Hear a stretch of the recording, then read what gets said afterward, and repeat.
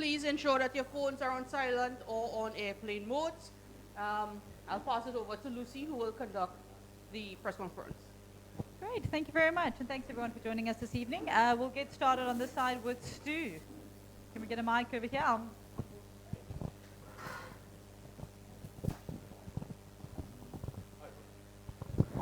Hello, Stu. Good to see you. Yeah, good seeing you too. Obviously things went wrong out there, but why did they go wrong? Good question. And an understatement altogether. To be fair, just a day that we were outskilled, really. I didn't feel that was a 320 pitch. They obviously got off to a flyer. We pulled it back nicely. I thought Kesh have bowled beautifully today, along with KG. And yeah, 320 was too much on that deck. And then from a bowling point of view, they put us under pressure right from the word go. Couldn't claw our way back in, and as I said, just got outskilled on the day. Rob, I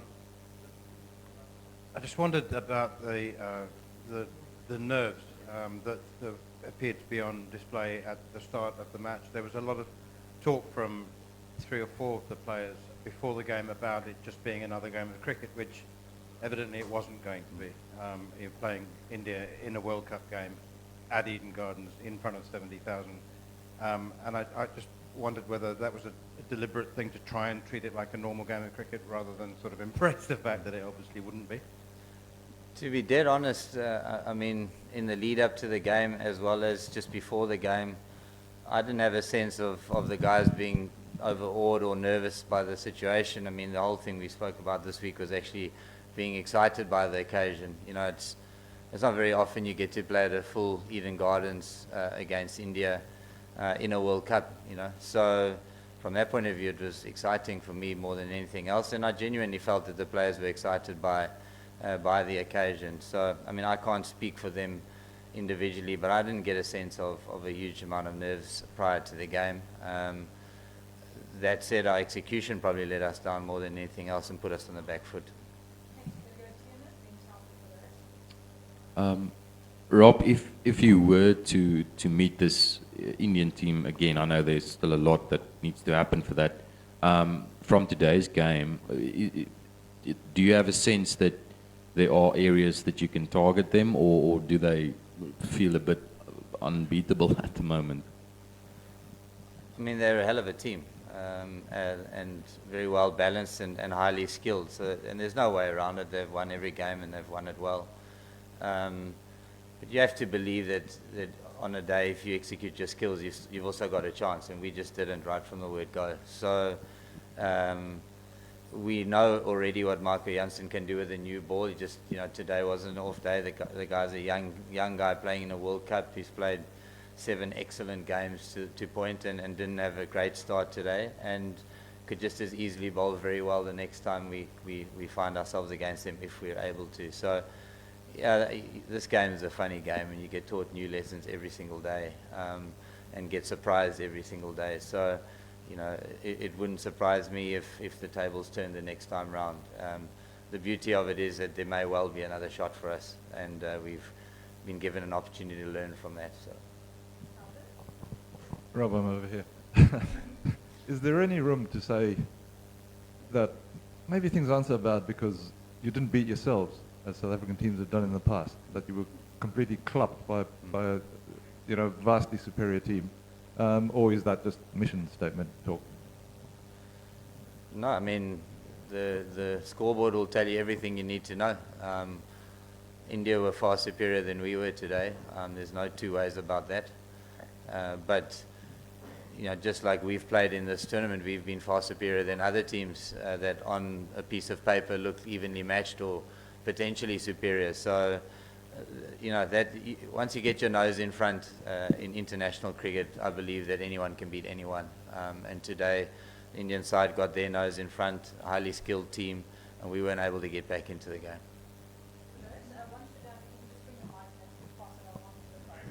Okay, hi Rob.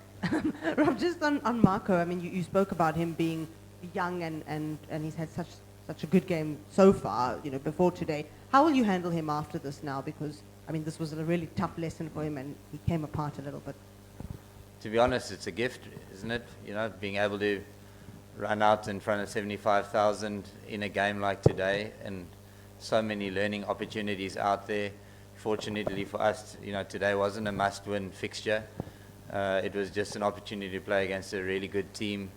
And yeah, he struggled today, but as I said, he's got the skill set to bounce back and be, you know, effective the next time round. And what he does have now is the value of having already run out, competed, felt what it's like to be in a cauldron with 70,000 people cheering against you.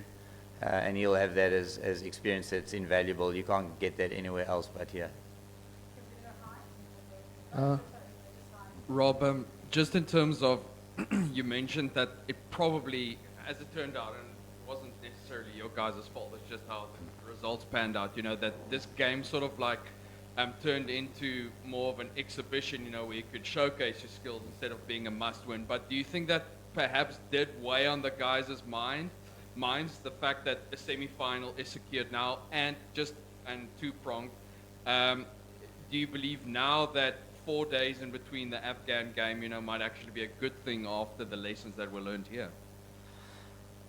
I think if you walk into that change room now, you're going to find a group of guys highly disappointed that we weren't able to pay tribute to what was an awesome occasion, like a great opportunity for us to showcase our skill. We played so well throughout this entire World Cup, and we would have wanted nothing more than this to be a great contest.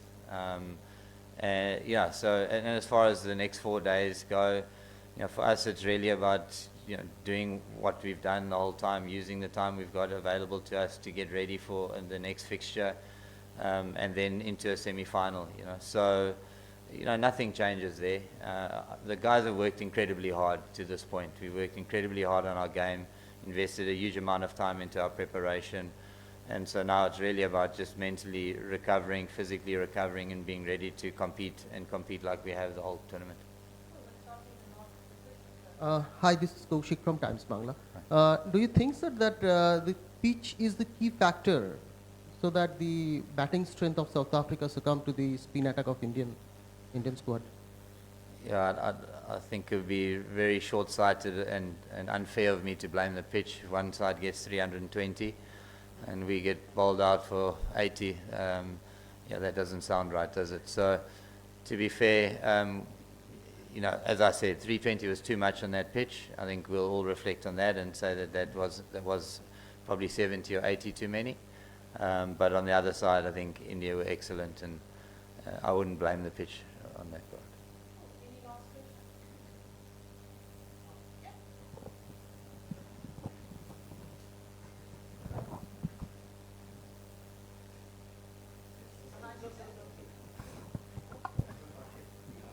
Rob, I know there's been questions about nerves. I'm sure between in the innings break you might have had, and through the innings you might have had a chat with your bowlers. Was it actually nerves, or did they come across something they didn't expect because India have been starting really quickly? What was it in those first 10 overs? Because after that you actually pulled them back pretty well.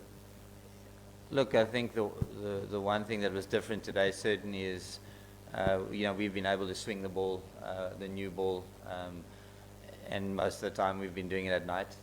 So we were bowling first, so there wasn't as much swing as we've been used to. But along with that, our execution was off.